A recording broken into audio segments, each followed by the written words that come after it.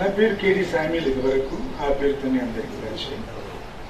ఇప్పుడు అబ్రహాం కేడిఎస్గా మారింది. పేరు ఎట్లా మారిందో ఒక నిమిషం చెప్తాను.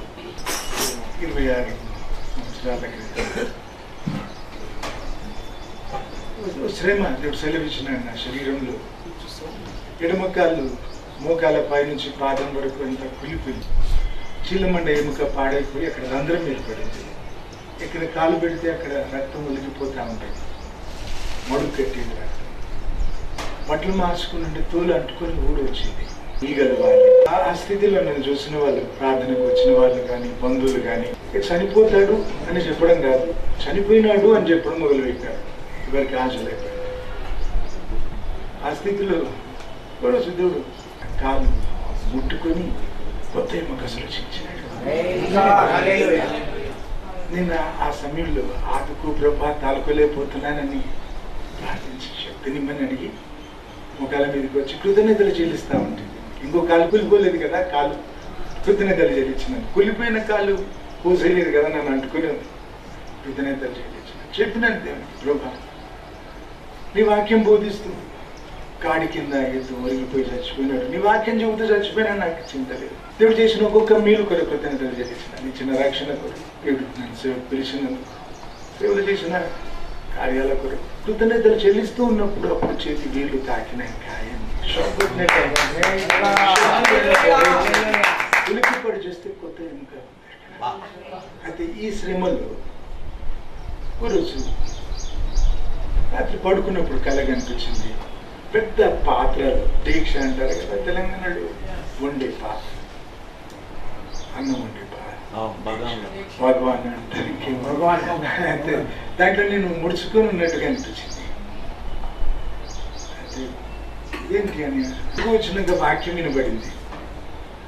బాణార్పణంగా నేను పోయబడ్డానికి సిద్ధంగా ఉన్నాను అని వాక్యం వినబడింది. అంటే ఇంకా నేను వెడలిపోయే కాలం సమీపమైనది అని తర్వాత ఉంది వాక్యంలో. పోయే కాలం వచ్చినట్టు శరీరం చెప్తుంది, కళ చూపించినాడు, వాక్యం వినిపించినాడు. మధ్యాహ్నం 2 గంటల సమయంలో దేవుని స్వరం వినిపించినాడు. దేవుడు నా కుమారుడా వస్తావా అని అడిగినాడు.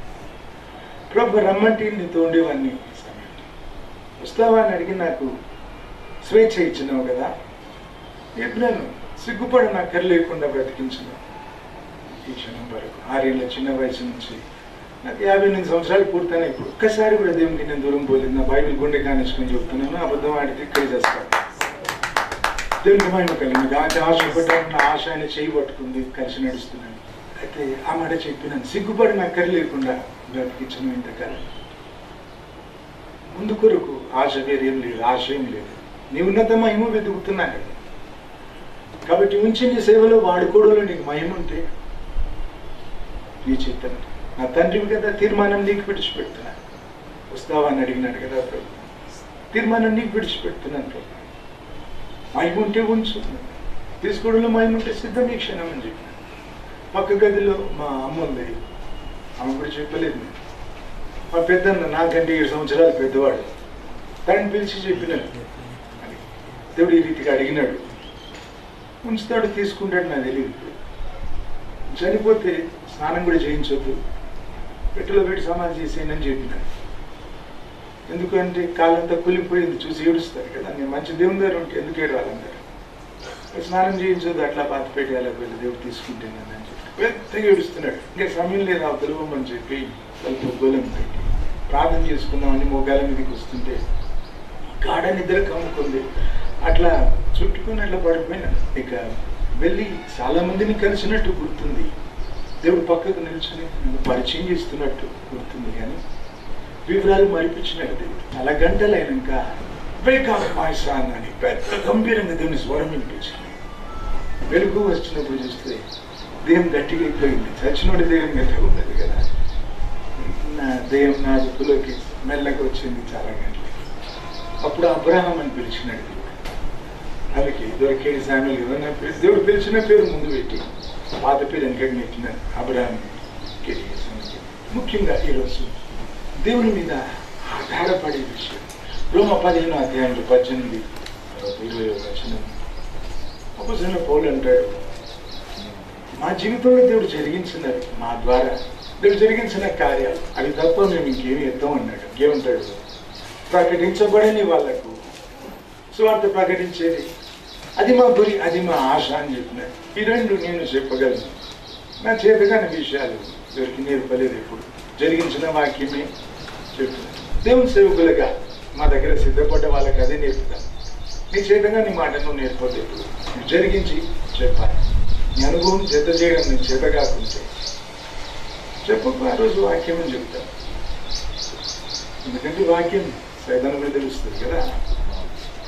జరిగించి చెబితే నేను ఫలిస్తుంది. ఇర్మియా 17వ అధ్యాయంలో 5-8 వరకు మనిషిని ఆశ్రయిస్తే మరి శాపగ్రస్తుడని దేవుడు అంటున్నాడు. దేవుడు ఈ రీతిగా ప్రకటించినాడు అని రాసి ఉంటుంది. God has so declared. దేవుడు ఇట్లా చెప్పినాడు. మనిషిని ఆశ్రయిస్తే శాపగ్రస్తుడట, దేవుని ఆశ్రయిస్తే వాడి పిలుతాడట. నరుని ఆశ్రయిస్తే, మనిషి మీద ఆధారపడితే వాడు శాపగ్రస్తుడని దేవుడు అంటున్నాడు. తిరుగులేదు ఆ మాటకి. వాక్యంతో పోట్లాడితే దేవునితో పోట్లాట కదా. దేవుణ్ణి ఆధారం చేసుకుని బ్రతికితే వాడు వాడు వెళ్తాడట. 2వ దినవృత్తాంతం 16:9 దేవుని కళ్ళు లోక సంచారం చేస్తాయట. దేవుడు వెతుకుతాడట లోకమంతా. దేవుని పైన ఆధారపడి బ్రతికే వాళ్ళకు, దేవుని పైన ఆనుకొని బ్రతికే వాళ్ళకు, దేవుని హత్తుకొని బ్రతికే వాళ్ళకు, కాపాడడానికి, దీవించడానికి. 2వ కొరింథీ 12వ అధ్యాయం 9-10 వరకు నా కృపని చాలని దేవుడు అన్నప్పుడు బలహీనత యందు నా శక్తి మీ యందు పరిపూర్ణమవుతుంది అన్నాడు. అప్పటి నుంచి అపోస్తలుడైన పౌలు నేను ఎప్పుడు బలహీనుడను అప్పుడు బలవంతుడను అంటాడు. పరస్పర విరోధమైన మాటలు కావు. తన చేతగానప్పుడు దేవుడు దిక్కవుతాడు. దేవుని ఆత్మ తన పైన నిలుస్తాడు. కాబట్టి ఏమంటున్నాడు? ఎప్పుడు బలహీనుడను అప్పుడు బలవంతుడని అంటున్నాడు. నా బలహీనతల యందు నేను అతిశయిస్తాను.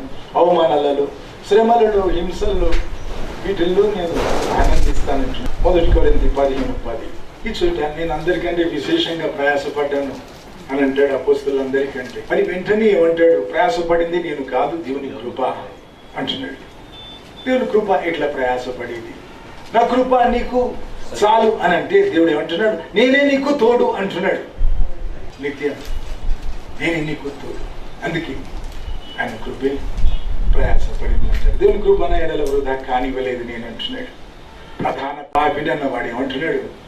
దయ చూపితే దేవుడు నా మీద, ఆయన దేవుడు చూపిన దయ నేను వ్యర్థం చేసుకోలేదు, వృధా పోనీలేదు, దండగా కాలేదు అని అంటున్నాడు.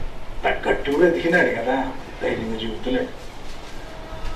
నిర్గమకాండం 33:18 మోషే అంటున్నాడు, ప్రభా నీ మహిమ అంతా ఎందుకు అడుగుతున్నాడు? ఇదివరకు దేవుని మహిమ చూడనందుక కాదు, గతంలో చూసినందుకే అడుగుతున్నాడు. మండుతున్న పొదలో దేవుని మహిమ చూసినాడు. ఐగుప్తులో దేవుని కార్యాలను, దేవుని మహిమ చూసినాడు. పాయలుగాడం చూసినాడు. ఇజ్రాయేలును నడిపించినాడు కదా, చూసినాడు దేవుని మహిమ. స్నేహితునితో మాట్లాడినట్టు మాట్లాడుతా అన్నాడు కదా దేవుడు. ముఖాముఖి మాట్లాడతానని దేవుడు చెప్పినాడు. మీద బ్రతికున్న కాలంలో దేవునితో అంత సమయం గడిపిన మనిషి ఇంకొకడు లేడు కదా. ఎందుకు అడుగుతున్నాడు మోషే? నీ మహిమ నా చూపించు. చూసినాడు కాబట్టి చూపించమంటున్నాడు. దేవుని మహిమ అంటే ఏంటి? దేవుడు వచ్చినాడు దగ్గర, ఆయన సన్నిధి. It is the person of God and the presence of God. దేవుడు వచ్చినాడు. దేవుని సన్నిధి అంటే అది. రాజులు ఏమంటారు? మేము అంటారు కదా, నేను అనకుండా. అట్లాగా దేవుని సన్నిధి అంటే దేవుడు తానే వచ్చినాడు అక్కడ. ఇంకేంటి దేవుని మహిమ అంటే? దేవుని శక్తి, ఆయన ఇంకా దేవుని మంచితనం. నీ మహిమ చూస్తా నీ మోషే అడిగితే దేవుడు అంటున్నాడు, నా మంచితనం అంతా నీకు చూపిస్తా అన్నాడు కదా. నీ మనిషి అడగగానే నీ మహిమ నాకు చూపు అంటే చూపుతా అన్నాడు కదా దేవుడు. That was the response. వెంటనే దేవుడు పక్షపాతి కాడు. నీ మహిమ నా చూపు ప్రభా అని నేను అడిగితే నా చూపుతాడు, నువ్వు అడిగితే నీకు చూపుతాడు. దేవుడు పక్షపాతి కాడు. కొన్ని ఇంటికి పోయినాకే ఆమె చెప్పినాడు కదా, దేవుడు ఆత్మనిచ్చినాడు వాడికి. దేవుడు పక్షపాతి కాడు. 10వ అధ్యాయంలో అపోస్తలుల కార్యాలు 34వ వచనం మనము అడగాలి, రోజు అడగాలి, నీ మహిమ చూపు ప్రభా. దేవుని సన్నిధిమంతో ఉండాలి కదా. ఆయన శక్తి లేకుండా ఎట్లా గెలుస్తాం? దిక్కు లేకుండా పోతుంది కదా. దేవుని అడగాలి, నీ మంచితనం నాకు చూపు. తరిగిపోతుంది ఆయన మంచితనం. పాత నిబంధనలు చూపినాడు, కొత్త నిబంధనలు చూపినాడు. ఇప్పుడు నీ పాలకి మిగలకుండా అవుతుందా? కాదు. అట్టే పెట్టినాడు దేవుడు, దాచిపెట్టినాడు దేవుడు. నువ్వు అడిగి పొందుకోవాలి దేవుని మహిమ అన్నప్పుడు ప్రతి ప్రశ్నకు అది జవాబు, ప్రతి శ్రమలో జయం. అది సైతాను ముట్టడి ఎంతున్నా జయం. అది దేవుని మహిమ. నువ్వు చూస్తే మొత్తం సైతాను క్రియలు అన్నిటి నుంచి విమోచించబడతావు. It is redemption from all the deeds of the devil. అందుకే అడగాలి, మంచితనం ఉందా చూపుతాన్నాడు కదా.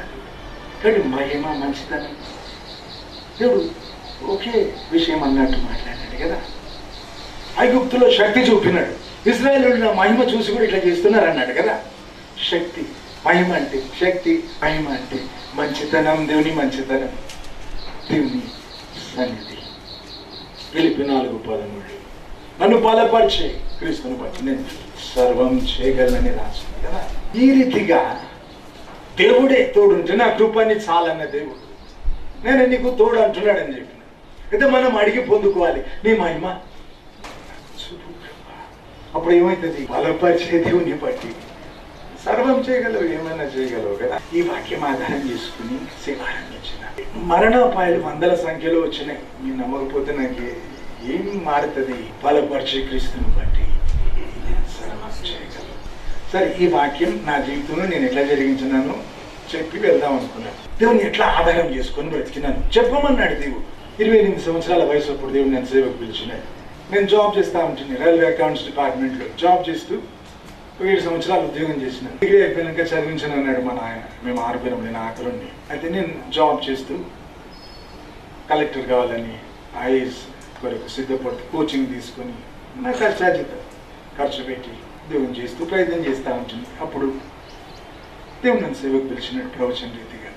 చాలా అద్భుతంగా 4 గంటలు ఒక దగ్గర ప్రార్థించి అడిగిన. యెహోషువ ప్రార్థిస్తే విన్నావు కదా ప్రభా, సూర్య చంద్రుడు ఆపినావు కదా. ఆయన లాంటి మనిషి నువ్వు దేవుడు, నువ్వు మారవు కదా. ఆయన జవాబు ఇచ్చినావు, నా ప్రార్థన విను, నా ప్రార్థనకు ప్రత్యుత్తరం ఇవ్వమని అడిగిన. నా జీవితం కొరకు నీ చిత్తం తెలుపమని అడిగిన. నేను ప్రార్థించినాక 4 గంటలు గడిచినాక నా పరిచయం నేను దేవుని సేవకురాలి మా ఇంటికి నడిపించినాడు దేవుడు వింతగా. అది ఇది నా హస్తం అని దేవుడు మాకు తెలపడానికి ఆ రీతి జరిగించింది. ఆమె ఇంట్లోకి కూడా రాలేదు, గడప దగ్గర ఉండి దేవుని ఆత్మతో నింపబడి ప్రవచించింది. నేను ప్రార్థనలో వాడిన పదాలు వాడి నాకు జవాబు ఇచ్చినాడు దేవుడు. యెహోషువ ప్రార్థిస్తే నేను విన్నాను, నిజం, నీ ప్రార్థన కూడా విన్నానని చెప్పినాడు దేవుడు. నీ తల్లి గర్భంలో నువ్వు ఉన్నప్పుడే నా కొరకు నిన్ను అభిషేకించినాను, ప్రత్యేకించుకున్నాను నా సేవ కొరకు అని చెప్పినాడు. స్వస్థపరిచే వరం ఇస్తున్నాను, లోకమంతగా వాడుకుంటానని చెప్పినాడు. జాబ్ రిజైన్ చేసినాను, దేవుని సేవ ఆరంభించినాను. 30 ఏళ్ళు అయిపోయింది దేవుని సేవ. దేవుడి సేవకు పిలిచినప్పుడు దేవునితో నిబంధన చేసుకున్నాను. ప్రభు నువ్వు పిలిచింది నువ్వు కదా, నన్ను నీ దగ్గరే ఆజ్ఞలు తీసుకుంటాను. నేను పిలిచింది నువ్వు కదా, నీ దగ్గరే చేయి చాపుతాను. సేవలో 30 ఏళ్ళు గడిచిపోయినాయి. సంఘ పరిచయం 27 సంవత్సరాలు పూర్తయింది. దేవుని దయ వల్ల ఈ క్షణం వరకు అట్లాగే బ్రతుకుతున్నాను. దేవునితో నిబంధన చేసుకున్నాను కదా, దేవుని దగ్గరే చేయి చాపిన. ఇప్పుడు 27 సంవత్సరాలు సంఘ పరిచర్య పూర్తయినాక ఒక్కసారి కూడా మా చర్చిలో డబ్బు మాట ఎత్తలేదు ఇప్పటి వరకు. బైబిల్ గుండె కానిచ్చుకుని చెబుతున్నాను. నేను ఎత్తలేదు, నా చెందిన అసోసియేట్ పాస్టర్స్ కానీ లేదు. ఒక్కసారి కూడా దేవుని పేరిట భిక్షాటన చేయం. మేము మా చర్చిలో చందాలు పట్టం. చందా అంటే మాకు అర్థమైంది ఏమంటే, ఎవరైనా చనిపోతే ఆయన దిక్కు లేకుంటే పాతి పెట్టడానికి శవం అక్కడ పెట్టి డబ్బులు ఉంటారు. ₹1 తోచినంత ఇస్తూ పోతారు. దాన్ని చందా అంటాం. బ్రతికున దేవుడు బ్రతికిస్తాడు, బ్రతుకు నేర్పుతాడు. విశ్వానికి యజమానుడు, సర్వం ఆయనదే. ఆయన అడిగితే ఇస్తాడు. దేవునికి ఇచ్చేది ఆరాధనలో భాగం అంటాం, అర్పణ అంటాం. కానీ ఎవరు ఇస్తున్నారు, ఎంత ఇస్తున్నారు నాకు తెలియకుండా ఎప్పుడైనా కలెక్షన్ బాక్స్ దూరం పెట్టినా, చర్చిలో కూడా ఎక్కడ పక్కకు పెడతాం, మూలకు పెడతాం. దేవుణ్ణి అడుగుతాను. మనిషి దగ్గర డబ్బు నేను ఒక్కసారి కూడా అడగలేదు. నేను పెంచిన దేవుని సేవకులు కూడా అడగరు. ఆధారం దేవుడు. వాక్యం జరిగించి చెప్పాలి కదా, నా సాక్ష్యం చెప్తున్నాను. ఆధారం దేవుడు. ఇంత తక్కువ చేయలేదు దేవుడు నాకు. కోట్ల రూపాయలు ఖర్చు పెట్టాను. లెక్క పెట్టుకునే తీరిక నాకు లేకపోయింది. ఇచ్చినాడు దేవుడు ఆ సమయానికి ఆ పని కొరకు వింతగా అద్భుతంగా. ఒక్కొక్కసారి శత్రువులు తెచ్చేసినారు, దేవుడు ఆదుకున్నాడు. అయితే మేము అడిగింది దేవుణ్ణి ఎప్పుడైనా మనిషి దగ్గర అడగలేదు. మా చర్చిలో కూడా డబ్బు మాట ఎత్తలేదు. ఒక్కొక్కరి దగ్గర పోయి చందాలు పడ్డాం. మేము చండాలం అంటాం చందాలని. దేవునికి ఇచ్చేది అర్పణ, దేవునికి ఇస్తే ఎన్నో రెట్లు ఎక్కువ ఇస్తాడు. కాబట్టి ప్రాస్పరిటీ గాస్పెల్ అని ఎక్కువ వింటుంటాం కదా, బెనియన్ గారి ద్వారా ఎక్కువ విన్నాం. ఇదివరకేమో $100 ఇస్తే ఇంత దీవిస్తాడు దేవుడు, ఒక నెల దీవిస్తాడు. $1000 ఇస్తే సంవత్సరం అంతా దీవిస్తాడు దేవుడు. దేవునితో బేరమాడడం నేర్పించినాడు. పుట్టించిన దేవునితో వ్యాపారం చేయడం నేర్పించినారు కదా. ప్రాస్పరిటీ గాస్పెల్ అని చెప్పి లేదు, దేవునికి ఇచ్చేది అర్పణ, ప్రేమగా ఇచ్చేది. సరే, బీదలకు ఇస్తే దేవునికి అప్పించినట్టు. ఓ స్థలం కొన్నాం, అక్కడ బోర్వెల్ వేసినాను. కొండలున్నే చుట్టూ, అక్కడ మోకరించి మట్టిలో చేతులు మట్టిలో పెట్టి ప్రభు ఇక్కడ నాకు ఊట ఏమని అడిగినాను. అక్కడ కొండ ఉంది, కింద కూడా బండ అంతా మొత్తం 170 ఫీట్లకి నీళ్లు చెమ్మినాయి. ఊట ఇచ్చినాడు దేవుడు. అయితే అక్కడి నుంచి వెళ్ళిపోయేటప్పుడు ఒక ముసలాన, 90 ఏళ్ళ ముసలాన ఈ కట్టి పట్టుకున్నాడు. సమాధిలో ఏమో వెతుక్కుంటుంది. చచ్చిపోయిన వాళ్ళ కొరకు పెట్టి ఆ భోజనాలు ఏమన్నా తినగోలిందేమో. ఏడ్చినామో కొరకు. ఎంత మంచి బ్రతికిందో, ఎంతమంది పిల్లలు పెంచిందో. దిక్కు లేకుండా పోయింది కదా. ప్రభు ఇట్లాంటి వాళ్ళకి సాయం చేయడానికి నా చేతులు బలపరచు అని కన్నీళ్లతో ప్రార్థిస్తూ ఉండేది. నా జోబులు ఉన్న డబ్బు 2000 తీసి అడిగిచ్చిపోయి అమ్మకి ఇచ్చి రాపు అని చెప్పిన. అమ్మ డబ్బు తీసుకొచ్చి షాక్ అయిపోయింది. నేను అట్లా కన్నీళ్లతో ప్రార్థిస్తూ వెళ్ళిపోయినా. తెల్లవారు 24 గంటలు గడవక ముందు 2,20,000 పంపించినట్టు. అయితే నేను నా డబ్బు ఇచ్చేటప్పుడు ఇంత ఇస్తా, నాకు ఇంత ఇస్తావు అడిగిన. దేవునికి ఇచ్చిన, బీదలకి ఇచ్చిన, నీ మనస్సు చూస్తాడు కదా దేవుడు. కాబట్టి దీంట్లో ఈ బేరం, వ్యాపారం తీయకూడదు. దేవునికి ఇచ్చి ఎవరు చెడిపోరు నిజం. దేవుడు ఏ నరునికి అచ్చి ఉండడు నిజం. అయితే మనస్సు గురించి చెబుతున్నా. అదంతా మరిచి నువ్వు సీట్ పై ఇంతిస్తా అంతిస్తాడు. ఆ సేవని తెచ్చేది ఇప్పుడు ఆయన కూడా తన బ్రతుకు చెడ్డగా అనిపిస్తుంది. సేవారము ప్రార్థిస్తూ ఉంటుంది. ప్రభా, ఈ సేవ నాకు రాదు. మరి ఆమోస్ అంటాడు కదా, మేడు పళ్ళు ఏరుకుంటానంటే పిలిచినాడు ఆయన. అట్లాగన్నా నాకు రాదు. అయితే నేను వాక్యం చెప్పేప్పుడు నువ్వు ఉండాలి నాతో. నేను ప్రార్థించేటప్పుడు నాతో ఉండాలి. నేను బాప్తిజం ఇచ్చేటప్పుడు నాతో ఉండాలి. చిన్నపిల్లలు స్కూల్కి పోమంటే నాయన నువ్వు కూడా రా అని కాళ్ళకి చుట్టేసుకుంటాడు చూడు. అట్లాగా నేనేమన్నాను, సరిపోను, నీవు ఉండాలి నాతో. ఏమన్నాను, నీ మహిమ నిత్యం సదా గ్యాప్ లేకుండా వితౌట్ సీజింగ్ నాతో. అప్పుడు ఆ తర్వాత నేను అడిగినాక వాక్యం చెబుతుంటే గాలివాడు మేఘ స్తంభంగా దేవుని సన్నిధి దిగి రాగలను. వాక్యం చెప్పేప్పుడు ఉండు అన్నాను కదా, ఉండండి. ఒకసారి ప్రార్థన కోరి వెళ్ళాం. వచ్చినప్పుడు వాళ్ళకు ప్రార్థన చేయడానికి నా చేయి సాపోతుంటే దేవుడు వచ్చి నన్ను ముట్టుకున్నాడు.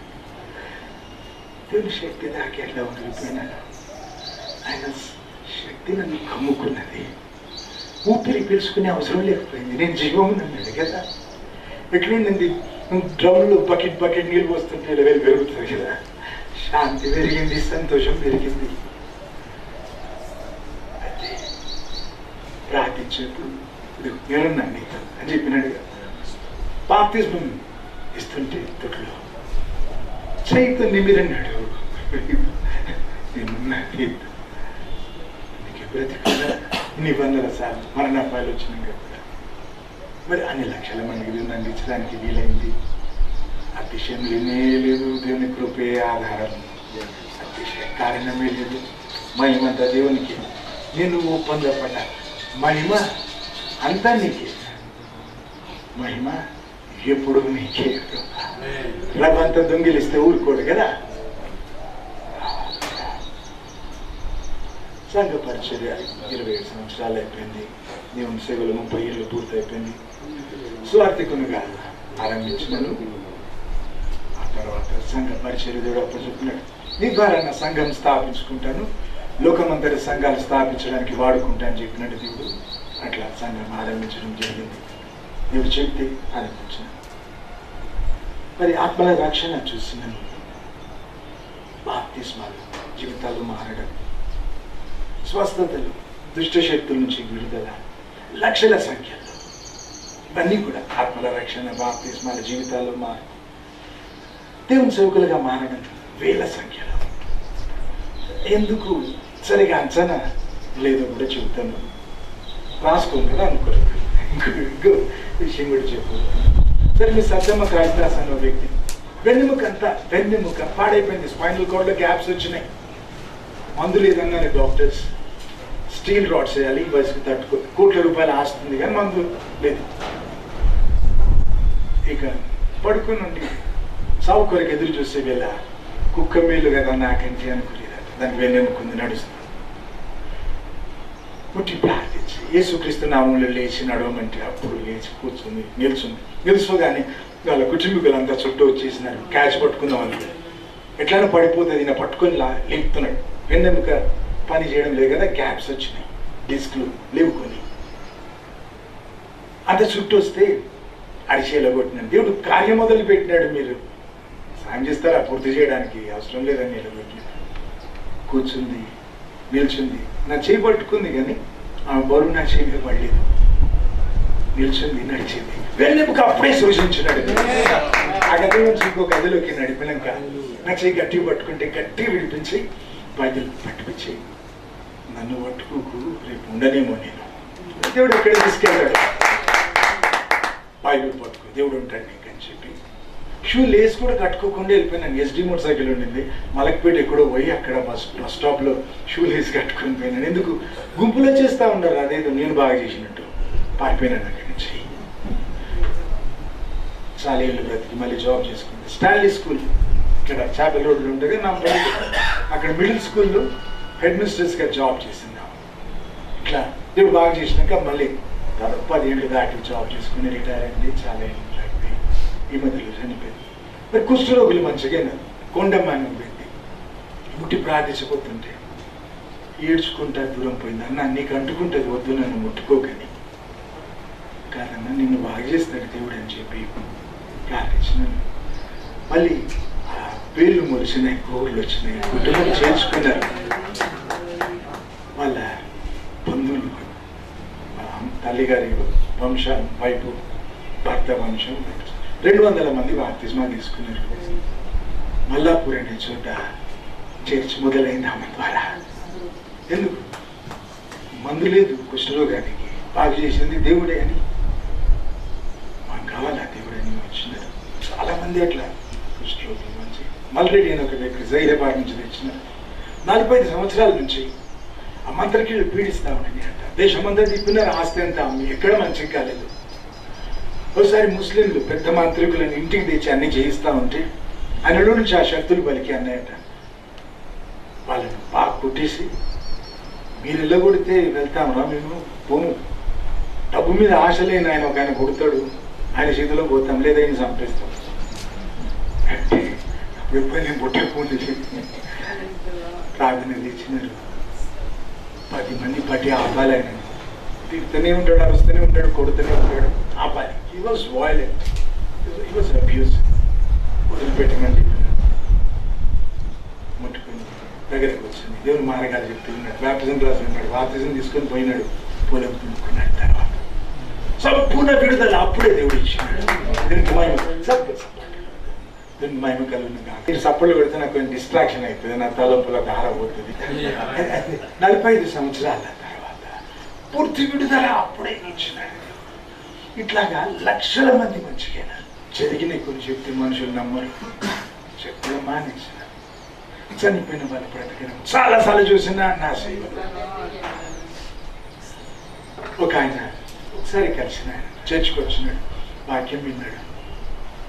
వాళ్ళకి మంచిగా అనిపించింది. బ్యాప్టిజం క్లాస్ చెప్తుంటే మళ్ళీ కూర్చొని విన్నాడు. యేసుక్రీస్తు నామములో బాప్తిస్మం బైబిల్లో రాసింది. నేను తీసుకున్నాను విజన్ సాగర్లో. నా సేవ ఆరంభం నుంచి అట్లనే ఇస్తున్నాను. అయితే ఆయన వాక్య ప్రకారం యేసుక్రీస్తు నామములో బాప్తిజం పొందలేదు కాబట్టి తీసుకుంటా అన్నాడు. బాప్తిజం ఇచ్చినాను. ఎంత దేవుడు తన ఆత్మతో నింపినాడు బాప్తిజం గుర్తులు. మంచి గుర్తు. ఇందాక చెప్పిన నన్ను నమ్ముకుంటే నాకు ఏం తేడా కాదు. అయితే తామర పూల నీళ్ళ మీద తేలిపోయినాడు. అంత ఎద్దులా ఉన్నాడు. అప్పుడు ఆయన చేతులు పట్టుకొని బాప్తిజం ఇచ్చినా కదా, అట్లా పట్టుకొని అడిగిన తల నిమురుకుంటా అంటే ఒక చేతి ఏడో చేతిలో పట్టుకొని ఆయన బరువు నేను ఎట్లు క్రీమ్ కావాలి కదా, తల నిమురుకుంటా. నువ్వు కొంచెం పెద్దోడు అయినాక ఎవరైనా ఎత్తుకున్నాను నిన్నంటే లేదా, మమ్మీ డాడీ కూడా లేదన్నాడు.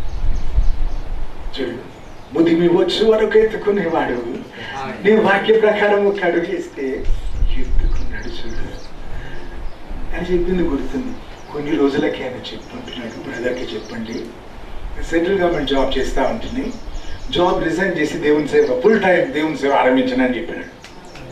ఇంకెంతమంది ఆరంభించినారో నాకు ఎటు తెలుస్తుంది, సంఖ్య లేదని చెప్పింది. అందుకే రోమన్ క్యాథలిక్ ఆయన భార్య బాప్తిజం తీసుకుంటే చిందులేసినాడు, రంకెలేసినాడు, భార్యను తిట్టినాడు, కొట్టినాడు, నన్ను చంపుతా అన్నాడు. అందరు చెప్పినారు వాడు చంపుతా అంటున్నాడు. కొన్ని నెలలు అయిపోయినాక ఆయన వచ్చినాడు. నేను ఎప్పుడు చూడలేదు, పరిచయం ఇచ్చుకున్నాడు. ఆయన గొప్పతనాలు ఆరాధాలు పలుకుబడి చెప్పుకొని నేను చంపుతాను చూడలే. రోమన్ క్యాథలిక్ ఆమె పేరు చెప్పింది, ఆమె భర్తను. నేను దేవుని సేవ చేస్తున్నాను అన్నాడు. ఆశ్చర్యమవుతుంది కదా, అడిగిన ఎట్లా మారినావు, ఎంత మామూలుగా చెప్పినాడు. ఏం లేదు, నేను చంపుదామని ఒక ఆరాధన రోజు వచ్చినాను, వాక్యం విని మారినాడు. ఏం లేదు అతను మామూలు అడ్రస్. అందుకే మాకు తెలియదు ఎంతమంది దేవుని సేవ. ఒక నక్సలైట్ ఆడపిల్ల ఏంటో వాడి, ఆ పిల్ల వెంట ఆమె చర్చిలోకి వస్తే వాడు వచ్చినట్టు బాప్తిజం తీసుకున్నాను మారినాడు. నాకు కాలు కూలిపోయిందని చెప్పినాను. చూడ అప్పుడు రక్తాంత గారిపోయి వేళ 2.5 గంటలు నిల్చుని వాక్యం చెప్పినాక అందరు కూడా ప్రార్థిస్తుంటే గోడ కానుకొని నన్ను చూస్తే ఏడుస్తా ఉన్నాడు. ఏమైంది రా అంటే, నాకేం కాలేదు, అందరు వెళ్ళినాక వస్తా అన్నాడు. అందరు వెళ్ళినాక ఏంటి అంటే, నీ కాళ్ళ రక్తం కారిపోతుంటే నీకు అవసరం లేదని ఒకసారి కూడా చూసుకోవడం లేదు. నీ దేవుని మీద నీ ప్రేమకు ఇంత బలం ఉందా, అంత అనుభవం అనిపించిందా, అంత మంచిది కూడా. అట్లయితే నేను మొక్కుతాను ఇలాగా. నక్సలైట్ మా అన్నమాట, నేను చేస్తా దేవుని సేవ ఇలాగా. ఇంకొక ఆయన సత్యమైన పేరు కాంట్రాక్ట్కి వెళ్ళారు, తలకాయలు వచ్చి తీసుకెళ్ళిపోయాడు. ఎంతమందిని చంపినాడు లెక్కలేదు.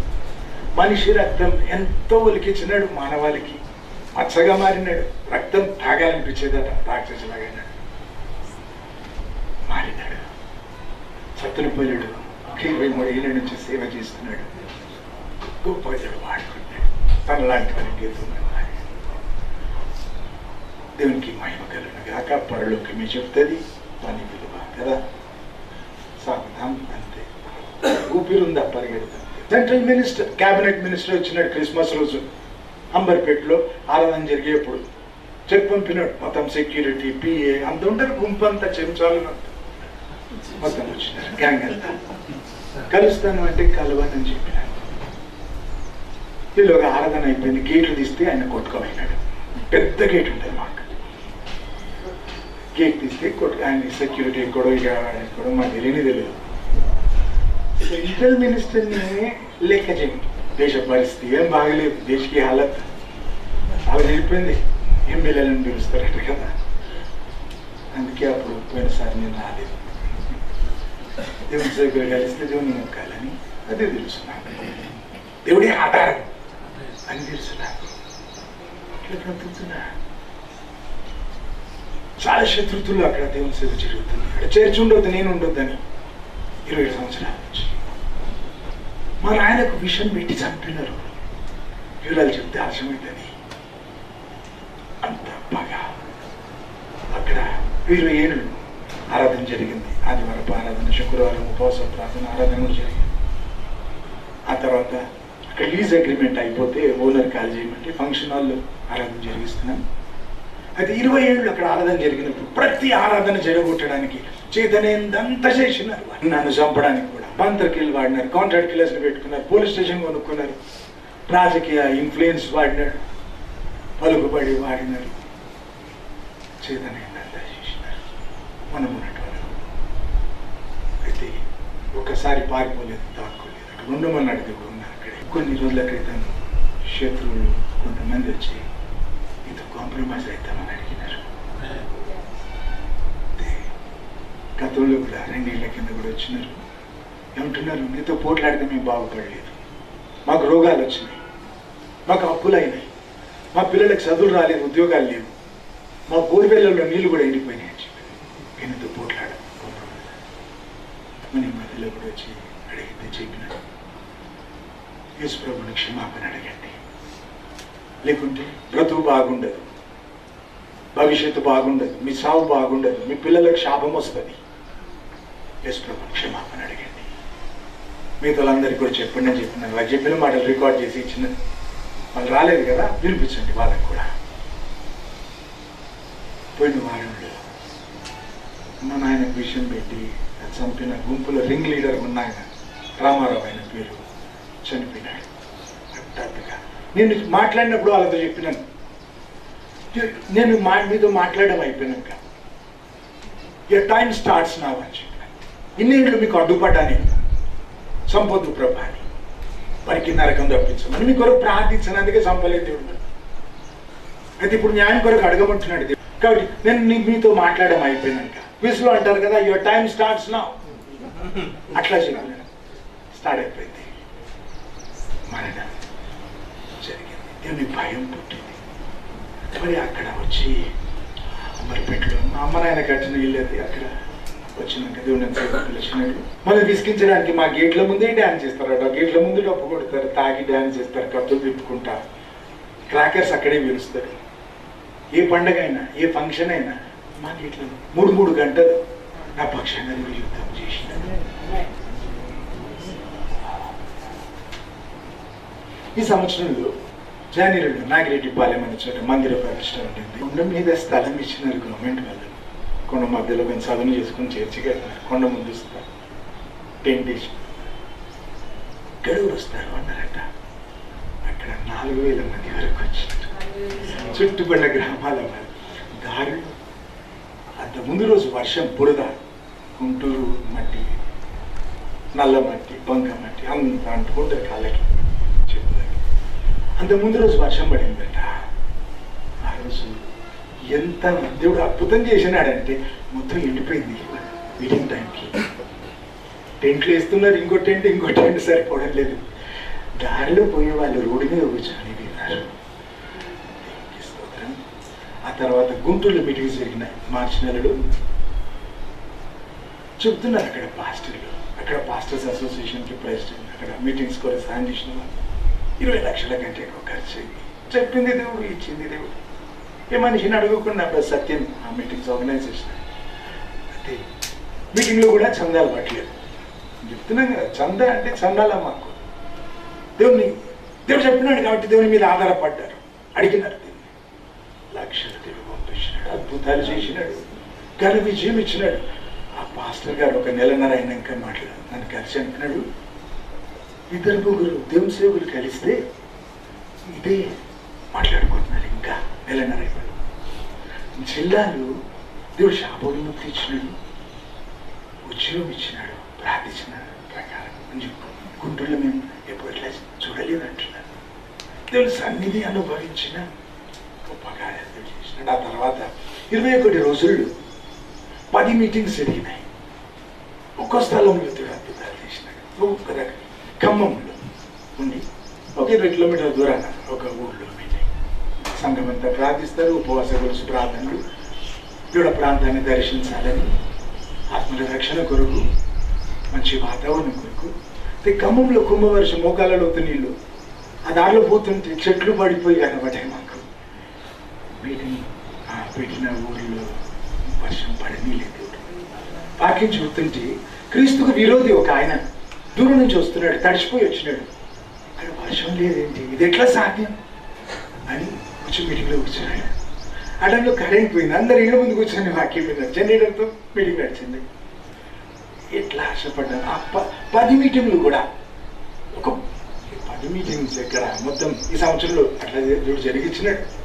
నాగరెడ్డిపాలెం, గుంటూరు, తర్వాత జరిగిన 21 రోజుల్లో 10 మీటింగ్. ఒక్కొక్క ప్రాంతానికి దేవుని అందించడానికి దేవుడు సహాయం చేసినాడు.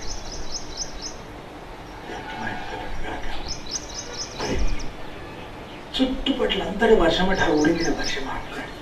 ఫణిదం అనే చోట మందిర ప్రదర్శనకు పోయినప్పుడు ఆ ఫణిదం పొలిమేర నుంచి గుంటూరు వరకు కుంభవర్షం, ఫణిదం పైన వర్షం లేదు.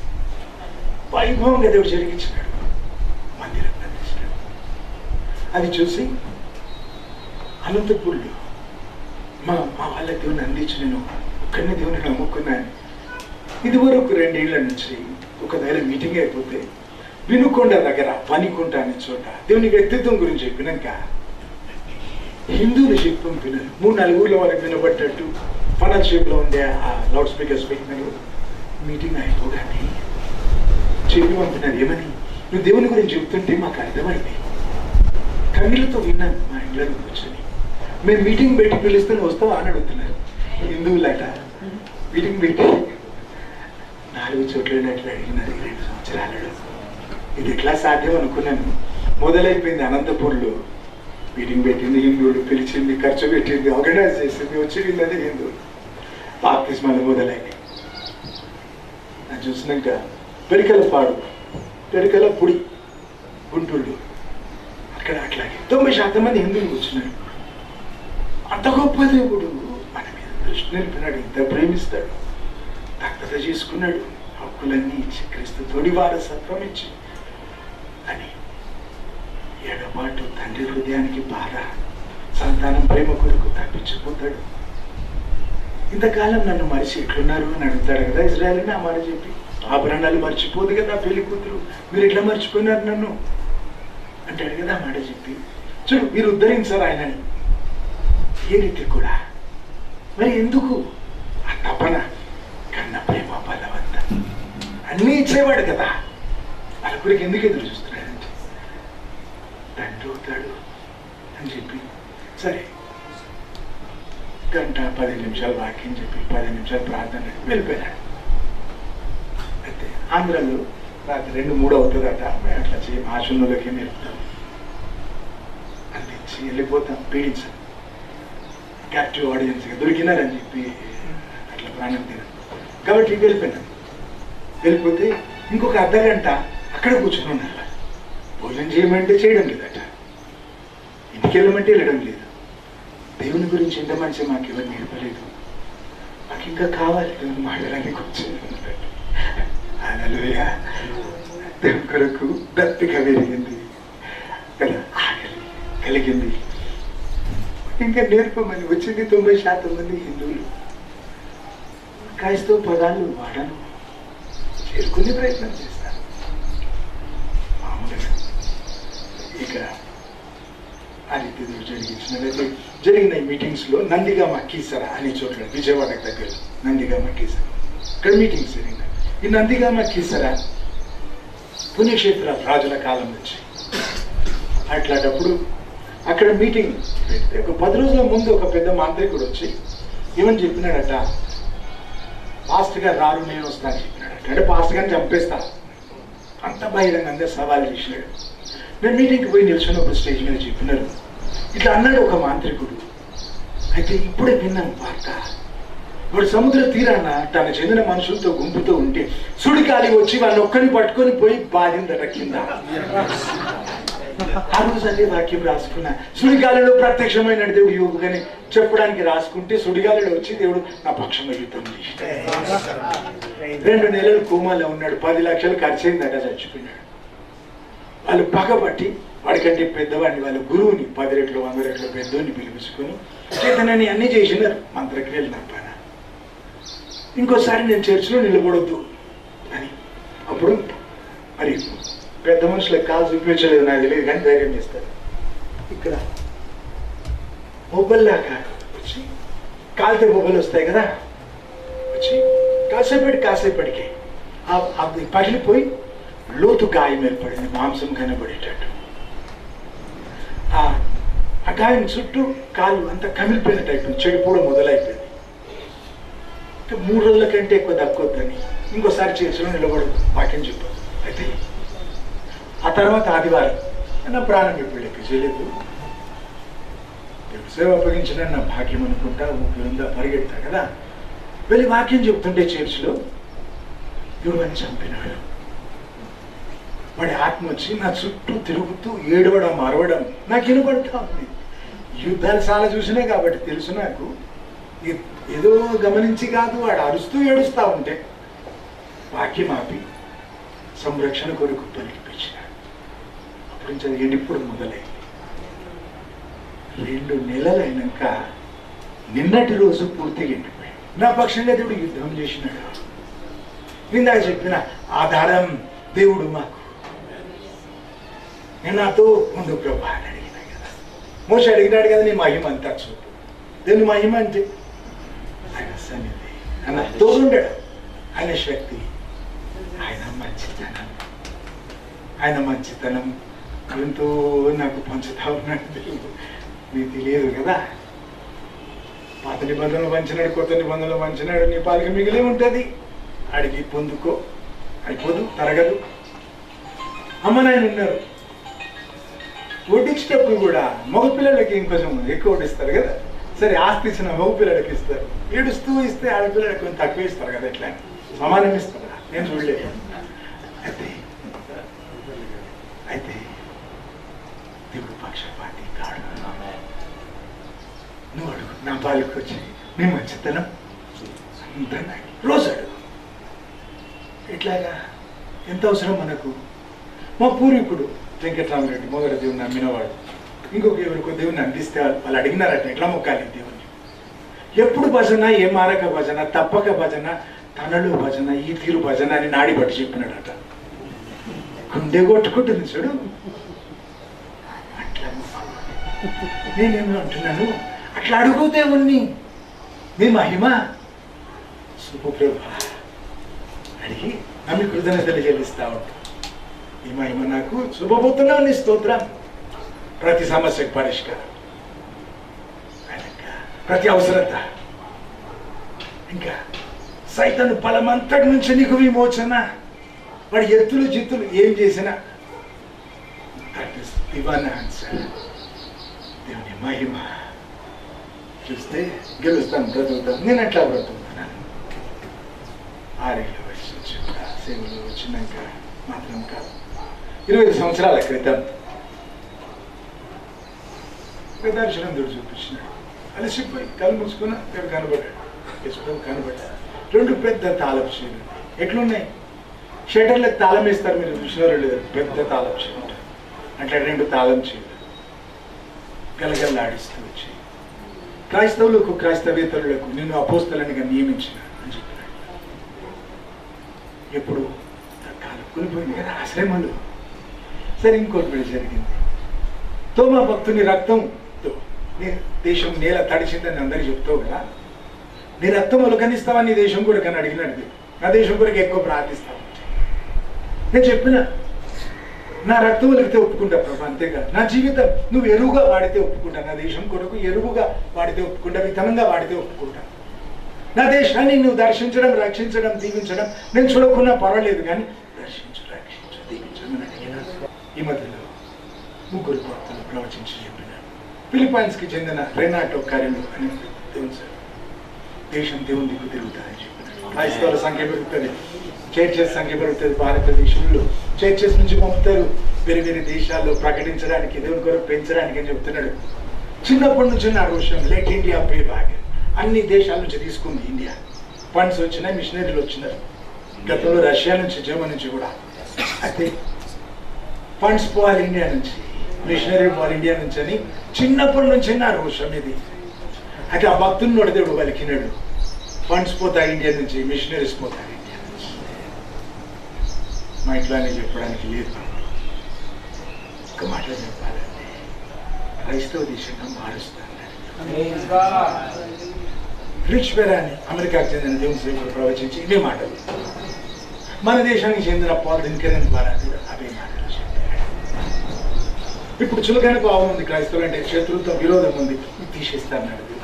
క్రైస్తవులు ఎంత బలం పెంచుకుంటారంటే శాసనాలు ఏమన్నా రాసేప్పుడు క్రైస్తవులను సంప్రదిస్తున్నారు ప్రభుత్వం మాటలు నేను పడవు కదా. నా దేశం కొరకు ప్రార్థిస్తున్నా, నేను ప్రవచనాలు విన్నా, నెరవేర్పు కొరకు ప్రార్థిస్తున్నా, నా సంఘం కొరకు, నా దేశం కొరకు. నా దేశం క్రైస్తవ దేశంగా మారాలని, నా దేశ చరిత్ర దేవుడు తిరిగి రాయాలని. కాబట్టి ఏదో నిష్ట కాదు, ఏదో ప్రోగ్రామ్ కాదు. ఈ విషయం నన్ను ఎంత వశపరుచుకుందంటే నాకు భోజనం సహించడం లేదు. ఎప్పుడు తింటామంటే నాకేం తెలుసు, నువ్వు చెప్పు మరి. నా దేశం క్రైస్తవ దేశం ఎప్పుడైతుంది? కాబట్టి నా సంఘస్థులకు అదే చెప్పినాను, నన్ను పీడించొద్దు, ప్రేమ ఉంటే ప్రార్థించండి. నాకు గుండె బాధ పంచుకొని మన దేశం కొరకు, అమ్మ నాయనకు రుణం తీర్చుకుంటాం కదా, దేశంలో పుట్టినాం, రుణం తీర్చుకునేది ఉంది అని నేర్పుగా. అయితే 20 సంవత్సరాల క్రితం క్రైస్తవేత్తలకు అపోస్తలుగా నియమించినాను. శ్రమలో చెప్పినాక 25 ఏళ్ళు పరీక్షించుకున్నాను. పుట్టినప్పటి నుంచి చూడని కష్టాలు వచ్చినాయి, ఎన్ని నమ్మక ద్రోహాలు, గుండె కన్ని జల్లెడ తొట్లే. 30 ఏళ్ళు అయింది దేవుని సేవ, మనుషుల పైపు ఏ దిక్కు నాకు ప్రేమ అందలేదు. ఇది నా బ్రతుకు, ఇది నా తీరు. మంది కొరకు నేను ఎప్పుడు బ్రతుకులేదు, మంది కొరకు ఏం చేయలేదు. Never play to the galleries. క్రికెట్లో 6 కొట్టమని ఒక ధిక్కారిస్తే 6 కొడతాడు, ఇంకో బాల్ అవుట్ అవుతాడు. దేవుని ఉన్నత మహిమ వెతుకుతున్నా. చూడు, 35 ఏళ్ళకి, నాకు 35 ఏళ్ళ వయసు ఉన్నప్పుడు వస్తావా అంటే సిద్ధమన్నా కదా. నేను వేరేం ఆశ ఉంది. ఆ ఒడ్డుకు పోయి వచ్చినాక ఎట్లుంటుంది, గూడులో నుంచి పడిపోయిన పిచ్చుకలాగా ఉంటుంది. నువ్వు ప్రేమలుగా వస్తే దానికి ఏం తినిపిస్తావు? ఐస్ క్రీమా, మటనా, బిర్యానీ? గూడులో పెడితే తల్లి ఒప్పుకొని తీసుకోదు. పరిస్థితి ఉంది. ఆ ఒడ్డుకు పోయి వచ్చిన అంత పెంట అనిపిస్తుంది. మనుషుల పొగడుదలు అయితే నాకు చాలా బాధ అవుతుంది. చూడు, ఏ రోజున అట్లనే ఎవరు మెచ్చుకుంటుంటే వాడు పురుగులు పడి చచ్చినాడు. అట్లా నువ్వు పురుగులు పడి చచ్చాడు రావడం నీకు ఇష్టమయ్యా? లేదు కదా. అయితే శ్రమలు 25 ఏళ్ళు పరీక్షించుకున్నాడు దేవుడు. చాలా కటిక దారిద్ర్యం అనుభవించిన, వెలివేత చూసిన బ్రతుకంతా. చెప్తున్నా కదా, మనిషి దగ్గర నాకు ఎక్కడ ఏ వైపు నాకు ప్రేమ దొరకలేదు, ఆదరణ దొరకలేదు, న్యాయం దొరకలేదు. దేవుడు ఒక్కడే నా ప్రేమ వెతుకుతున్నాడు. నడిచిన ఈ దారిలో దేవుని ఎడల, మనుషుల ఎడల నా ప్రేమ మారకుండా చూసుకున్నా, సర్దుకోకుండా బ్రతికినా. హింసలేదా ఇప్పుడు? ప్రేమ అవసరం నాకు అనుకుంటే మసుకబడుతుంది కదా. నాకు దేవుడు చాలనుకున్నా కదా. దేవుడు ఒక్కడే నాకు, దేవుడు చాలు నాకు. దేవుడిలో తృప్తి చెంది ఉన్నా, దేవుడిలో తృప్తి చెంది ఉన్నా. 30 ఏళ్ళ దేవుని సేవ వెనక నేను దాచుకుంది ఏం లేదు. ఎందుకు దాచుకోలేదు? ఆశ లేదు నాకు. పెంట అనుకుంటే గట్టి పట్టుకుంటాడు అవుతున్నా, ఆశ లేదు. దేవుడు దొరికినాడు, అది నా భాగ్యం అనుకున్నా. నా స్నేహితుడు అని పిలిచినాడు దేవుడు. 5 ఏళ్ళ క్రితం చిన్నప్పటి నుంచి నాకు ఆశ. మరి క్రైస్తవులు ఒప్పుకుంటాడు, దేవుని సేవకులు ఒప్పుకుంటాడు, నాస్తికులు కూడా ఒప్పుకునేటాడు. రుజువు ఇచ్చి మాట్లాడినాడు దేవుడు నాతో. ఈ సంవత్సరానికి దేవుడు అన్నాడు, ఎంత ఆనందిస్తున్నా అన్నాడు. నా ప్రేమ లోతులు నీకు తెలుపుతా అన్నాడు. ఇది నా పండగ కదా. Marching to different drummer. If it is a rat race, I'm out of it. ఈ మనుషులు వెతికే ఘనతలు, గొప్పతనాలు, ఈ పొగడతలు, ఈ మస్కలు, ఇట్స్ నాట్ లైక్ మీ. నాకు రాదు. ఏం చేద్దాం అంటే కాసేపు ఓడ్చుకొని 5 నిమిషాలు. ఆధారం దేవుడు. ఇంతసేపు అది చెప్పిన పాటించి విషయం దేవునిలోనే వేరేం అతిశయం. ఇవేం పట్టించుకోను. ఊపిరుందా, పరిగెడతా. నా సేవ ఎక్కువ చేసుకోవాలని ఒక్క ప్రయత్నం కూడా చేయలేదు. దేవుడు చెప్పింది చేస్తే దేవుని సేవ, అది నాకు తెలుసు.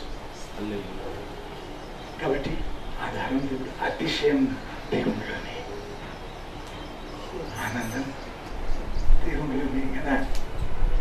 దేవునికి అట్లాగే బ్రతకడానికి ఆఖరి దేవుడు సాయం చేయను కాక, దేవుని దీవించను కాక.